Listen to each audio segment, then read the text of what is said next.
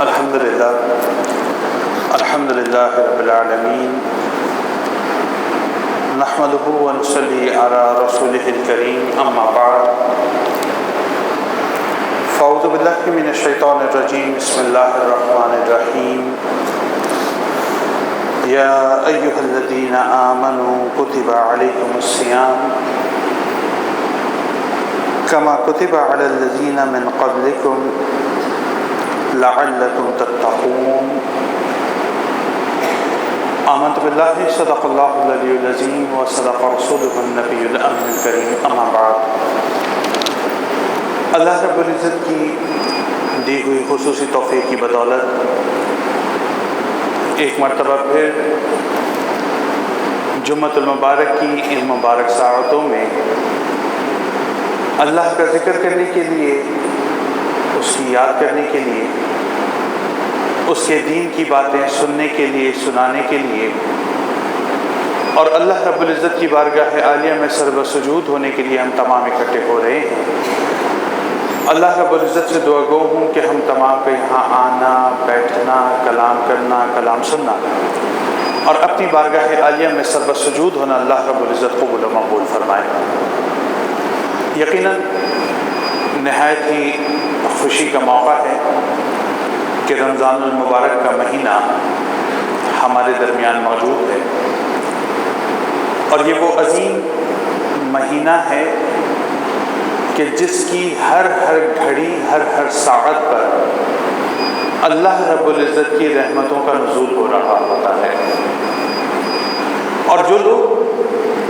اس ماہ مبارک میں عبادات کرتے ہیں، اللہ کا ذکر کرتے ہیں، اللہ کو یاد کرتے ہیں، تو اس حدیث کے مطابق جس کو گزشتہ جمعۃ المبارک میں ہم نے آپ کی خدمت میں پیش کیا، نبی علیہ السلام نے فرمایا کہ ان کے ہر نفل کا ثواب فرضوں کے برابر، اور فرضوں کا ثواب 70 گنا بڑھا کر نامہ اعمال میں لکھ دیا جاتا ہے۔ تو اللہ رب العزت سے دعا گو ہے کہ ہمیں اس ماہ مبارک کا ادب بجلانے کی توفیق فرمائے۔ جو آیت کریمہ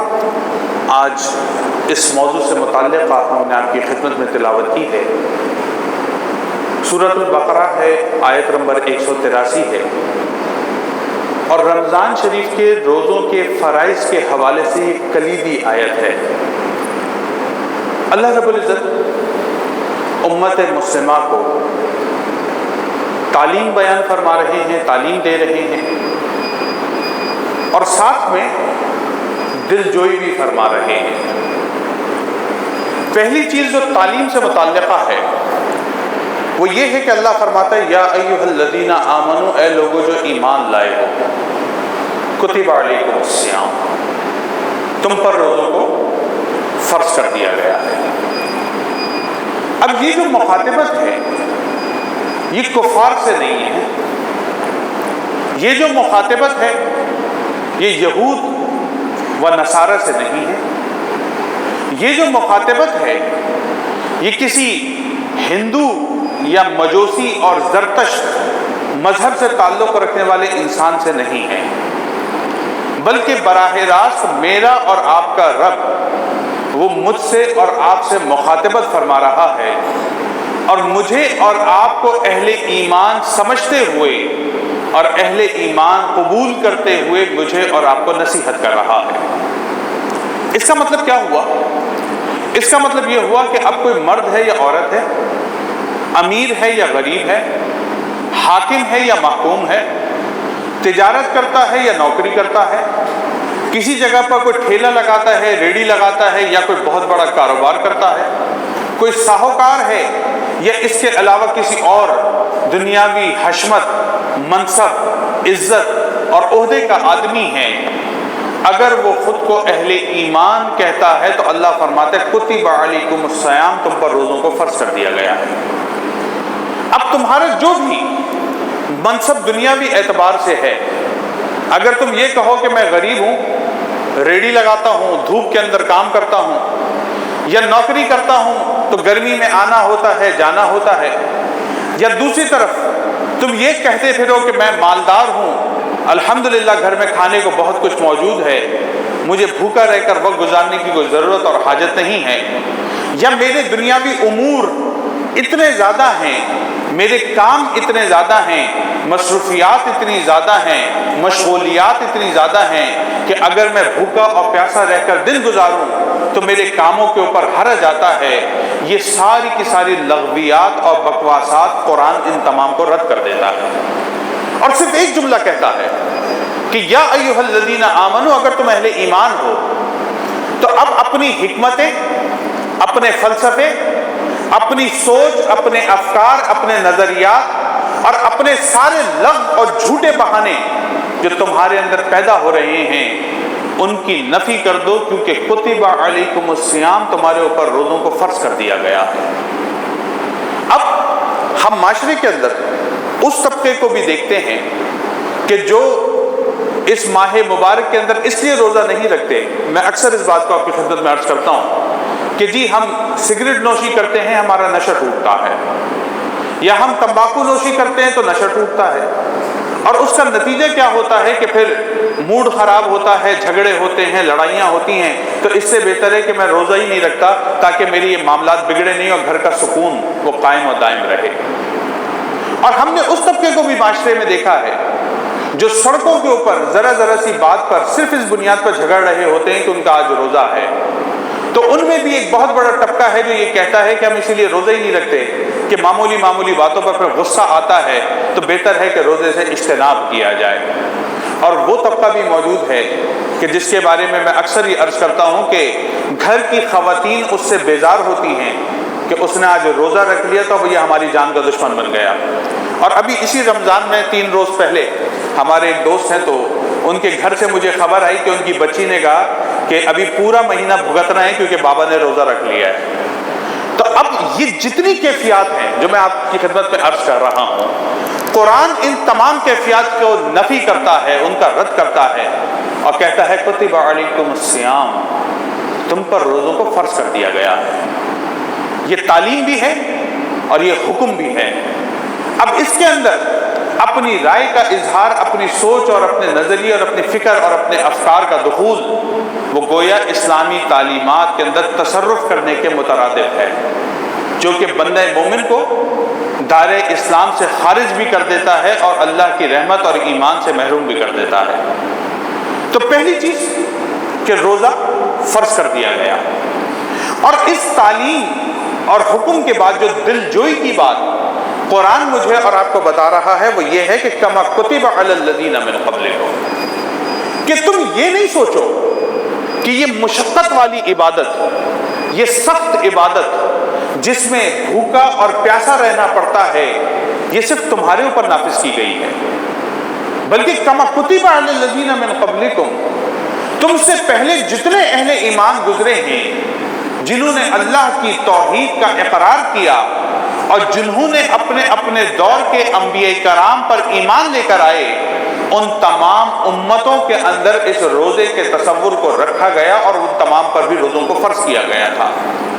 اب اس میں جو ڈیوائن ریلیجنز ہیں، یعنی جو خدا کی طرف سے نازل شدہ مذاہب ہیں جس کے اندر یہودیت اور نصرانیت ہے، ان میں تو آج بھی روزے کا تصور موجود ہے، لیکن جو نان ڈیوائن ریلیجنز ہیں کہ جس کے اندر ہندوازم شامل ہے، جس کے اندر زرتشت کا مذہب شامل ہے، ان مذاہب کے اندر بھی فاسٹنگ کو، روزہ رکھنے کو خاص اہمیت دی گئی ہے۔ اور اس کی وجہ کیا ہے؟ کیونکہ تربیت نفس کے لیے بھوکا اور پیاسا رہنا اور روزہ رکھنا، اس سے بہتر کوئی اور طریقہ ہمیں کتب تاریخ کے اندر کبھی بھی نہیں ملتا۔ بلکہ ایک روایت کے اندر تو یہاں تک آتا ہے کہ جب نفس کو اللہ رب العزت نے پیدا فرمایا، جب نفس کو اللہ رب العزت نے پیدا فرمایا تو نفس سے پوچھا کہ تو کون ہے اور میں کون ہوں؟ تو نفس نے اس کو جواب دیا تو ہے اور میں ہوں۔ پھر اس نفس کو 1000 سال تک جہنم کی آگ میں دہکایا گیا، اور جب اس کا رنگ وہ سرخ ہو گیا جو آگ میں جلنے سے ہوتا ہے، اور اس کو نکال کر پھر پوچھا گیا کہ تو کون ہے؟ تو اس نفس نے کہا تو ہے اور میں ہوں۔ اور پھر روایت کے مطابق اس کو پھر 1000 سال دہکایا گیا، یہاں تک کہ وہ سرخ سے کالا ہوا اور پھر کالے سے سفید ہو گیا، اور وہ بار بار یہی کہتا کہ تو ہے میں ہوں، تو اللہ رب العزت نے اس نفس پر بھوک اور پیاس کو مسلط کر دیا۔ اور جب بھوک اور پیاس اس نفس پر مسلط ہوئی اور اس کے بعد اس کو جہنم میں ڈالا گیا اور نکالنے کے بعد پوچھا گیا کہ تو کون ہے اور میں کون ہوں، تب اس نفس نے کہا کہ تو میرا رب ہے اور میں تیرا بندہ ہوں۔ تو اس کا مطلب یہ ہوا کہ جو بھرا پیٹ ہوتا ہے، یہ جو شکم سیری ہوتی ہے، ویسے بزرگوں نے اس کی تو بہت زیادہ مذمت کی ہے، اور احادیث کے اندر بھی ٹھیک ٹھاک پیٹ بھر کر کھانے کی مذمت کی گئی ہے۔ اور صحابہ کرام کی سنت اور نبی علیہ السلام کی سنت ہمیشہ یہ رہی کہ اگر انسان کے اندر بھوک کی کیفیت کو 4 حصوں میں تقسیم کیا جائے تو 1 حصہ کھانا، 1 حصہ پانی اور 2 حصوں کو خالی رکھا جائے، یا اگر کھانے کو 3 حصوں میں تقسیم کیا جائے تو 1 حصہ پانی، 1 حصہ کھانا اور تیسرا حصہ ہمیشہ بھوک کے لیے خالی چھوڑنا چاہیے۔ یہ سنت ہے، صحابہ کرام کا خاص طریقہ ہے، اور بزرگان دین نے ہمیشہ شکم سیر ہو کر کھانے کی مذمت کی ہے۔ لیکن ان تمام باتوں کے باوجود بھی اگر نفس کو اللہ کی راہ میں کامل طریقے سے جھکانا ہے تو اس کا طریقہ یہی بیان کیا گیا ہے کہ بندہ مومن کو کثرت سے روزے رکھنے چاہیے۔ اب یہ ایک پوری تربیت ہے، یہ پورا ایک نظام ہے جو اسلام نے مجھے اور آپ کو دیا ہے۔ اچھا آپ دیکھیں نا کہ ایک ماحول بنتا ہے، ایک ٹریننگ ہوتی ہے، ہر بندہ دوسرے بندے کو دیکھ کر ہمت اور حوصلے کو پا رہا ہوتا ہے۔ بیوی شوہر کو دیکھتی ہے کہ وہ روزہ رکھ رہا ہے، شوہر بیوی کو دیکھتا ہے، وہ بچوں کو دیکھ رہے ہوتے ہیں، بچے والدین کو دیکھ رہے ہوتے ہیں، آفس کے اندر لوگ ایک دوسرے سے شرم کر رہے ہوتے ہیں، کام کے اندر ایک دوسرے سے حیا کر رہے ہوتے ہیں۔ یہ ایک پورا ماحول ہے جو تربیت کا قائم ہوتا ہے، اور اس 1 مہینے کی ریاضت اور 1 مہینے کا مجاہدہ بندہ مومن کو کروایا ہی اس لیے جا رہا ہوتا ہے تاکہ آئندہ آنے والے 11 مہینوں میں یہ اللہ کی اطاعت اور فرما برداری کر سکے۔ اور جس طرح اس 1 مہینے کے اندر یہ اپنے آپ کو حرام کھانے سے روکتا ہے، اپنے آپ کو حلال بھی کھانے سے روک دیتا ہے، اپنے آپ کو اللہ کی نافرمانی کے دیگر کاموں سے روکتا ہے، بلکہ وہ کام جو شریعت کے اندر عام دنوں میں جائز ہیں ان جائز کاموں سے بھی اجتناب کرتا ہے، تو اب اس کے اندر یہ صلاحیت اور یہ ندرت اور یہ کوالٹی پیدا ہو جاتی ہے کہ یہ بندہ مومن باقی کے 11 مہینوں کے اندر بھی اللہ کی اسی طرح سے اطاعت اور فرما برداری کر سکے۔ اسی لیے عربوں کے اندر یہ جو لفظ صوم ہے، صوم کتب علیکم الصیام، صیام صوم سے ہے۔ صوم کے معنی ہے کسی چیز سے رک جانا، کسی چیز سے ٹھہر جانا۔ عربوں کا دستور یہ تھا کہ وہ اپنے جانوروں کو، بالخصوص اپنے اونٹوں کو اور اپنے گھوڑوں کو، خاص طور کے اوپر اس وقت جب ہواؤں کے تھپیڑے چلتے تھے اور لو کا موسم ہوتا تھا، بھوکا اور پیاسا رکھ کے ہوا کی مخالف سمت کے اندر بھگایا کرتے تھے۔ یعنی سامنے سے ہوا آ رہی ہے تو وہ اپنے گھوڑے اور جانور کو بھوکا اور پیاسا رکھ کے اس کے مخالف سمت بھگاتے تھے،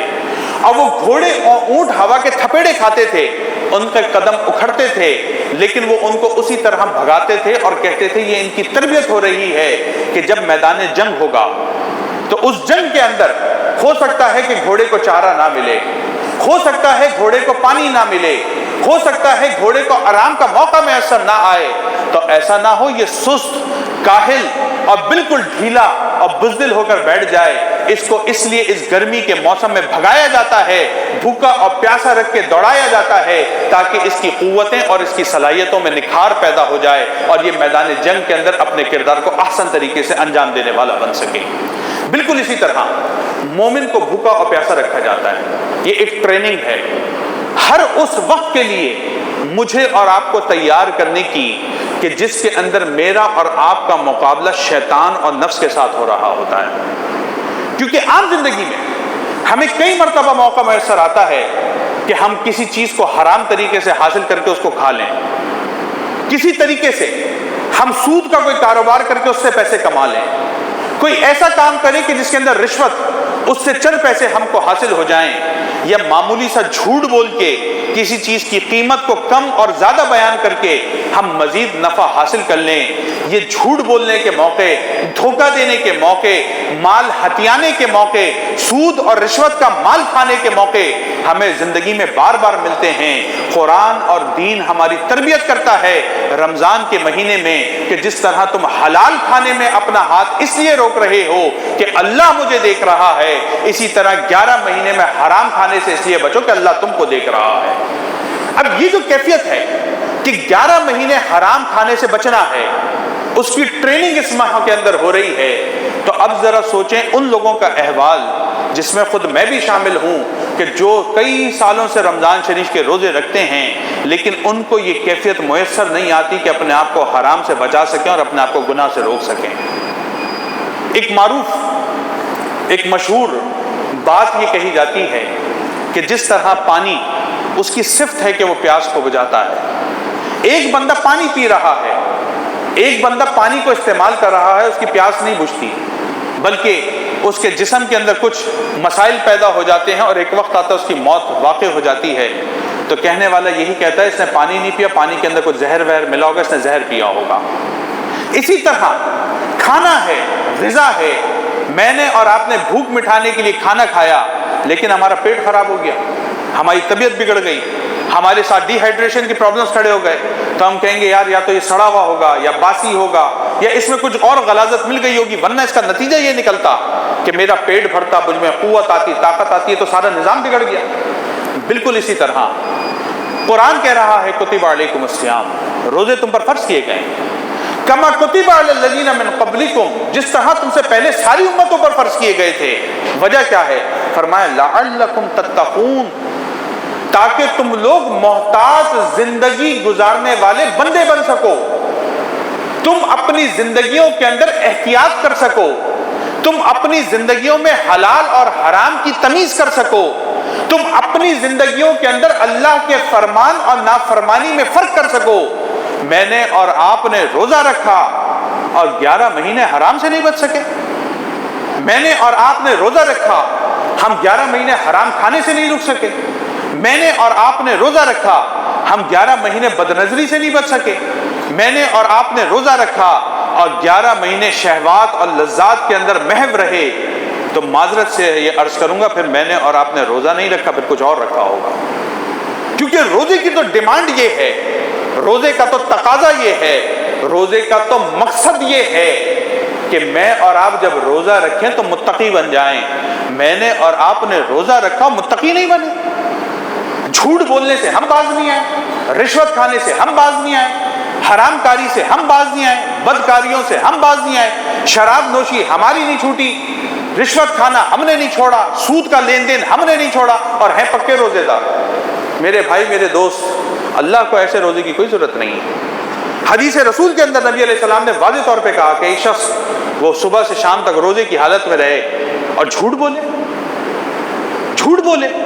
لوگوں کے ساتھ لین دین کے اندر جھگڑا کرے، حضور نے فرمایا پھر اس کو سوائے بھوک اور پیاس کے کچھ حاصل نہیں ہوتا۔ میں نے اور آپ نے روزے کو یا عبادت کو فقط بھوکا اور پیاسا رہنا سمجھ لیا ہے، اور میں بڑی معذرت سے عرض کروں، واللہ ہمارے پاس یہ باتیں آتی ہیں، میں ان احباب کو بھی جانتا ہوں کہ جو رمضان کے روزے تو رکھتے ہیں لیکن نماز ایک وقت کی نہیں پڑھتے۔ وہ کہتے ہیں جی ہم نے آج روزہ ہے اور پورے روزے چل رہے ہیں، آج چھٹا روزہ ہے تو ان کا بھی چھٹا ہی ہے، لیکن نماز ایک وقت کی نہیں پڑھ رہے۔ کیوں بھائی؟ روزہ الگ عبادت ہے، نماز الگ عبادت ہے۔ میرے بھائی، میرے دوست، اسی لیے روزے کے اثرات میرے اور آپ کے اوپر مرتب نہیں ہوتے۔ یہ ٹریننگ اپنی ہمہ جہتی کیفیات کے ساتھ اگر میں اور آپ نہیں کریں گے تو پھر اس کے اثرات مرتب نہیں ہوں گے۔ بزرگان دین نے لکھا کہ روزہ صرف اس چیز کا نام نہیں ہے کہ بندہ بھوکا اور پیاسا رہے، بلکہ روزہ اس چیز کا نام ہے کہ اپنے تمام جوارح کو، تمام اعضاء کو بھی اللہ کی نافرمانی سے روک لے۔ نہ آنکھ حرام دیکھے، نہ زبان فحش کلامی کرے، نہ کان چغلی اور غیبت کو سنے، نہ پیر کسی نافرمانی کے کام کی طرف چل کے جائیں، اور نہ ہی ہاتھ کوئی حرام گرفت کرے۔ فرمایا اپنے سارے جوارح کو بھی روزہ رکھوانا ہے، ان کو بھی گناہوں سے بچانا ہے۔ پھر فرمایا کہ جب تمہیں یہ درجہ حاصل ہو جائے تو یہ نہیں سمجھنا کہ یہاں تک روزہ مکمل ہو گیا، بلکہ اس کا اگلا درجہ یہ ہے کہ اپنے دل کو بھی ان خیالات سے محفوظ رکھنا ہے جو اللہ کی نافرمانی کے خیالات ہوتے ہیں۔ اب مجھے اور آپ کو خود سیلف انٹروسپیکشن کی ڈیوٹی دے دی گئی ہے، اپنا محاسبہ خود کرنا ہے۔ روزہ تو عبادت ہی مخفی ہے، آپ اگر گھر میں کچھ کھا پی کر آئیں اور یہاں لوگوں کو بتائیں جی میں روزے سے ہوں تو ہر بندہ مان لے گا۔ تو یہ جو تنہائی کے اندر، خلوت کے اندر، جب کوئی نہیں دیکھ رہا اور تنہا صرف میں اس گمان پہ بیٹھا